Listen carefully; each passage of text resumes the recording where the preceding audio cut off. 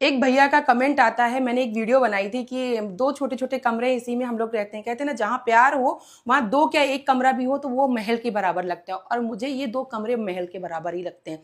जहाँ मेरे पति हैं वहीं मेरा सब कुछ है।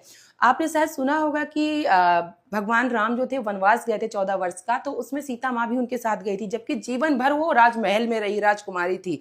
पर क्यों वो गई वनवास? क्योंकि उनका जो स्वर्ग था, उनका जो जीवन था, खुशियाँ थी, उनके पति थे और उनके ही चरणों में उनका स्वर्ग था, इसीलिए वो साथ में गई थी।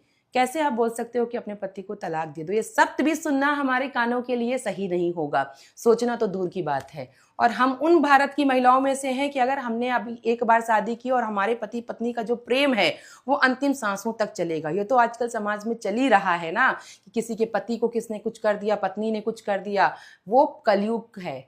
मैं नहीं मानती हूँ कि मैंने कलयुग में जन्म लिया है, क्योंकि मैं अपने पति को परमेश्वर ही मानती हूँ और अंतिम सांसों तक मानूंगी। जब तक मेरा जीवन रहेगा तब तक मेरे पति के लिए मेरे ये जो निस्वार्थ प्रेम है ये रहेगा।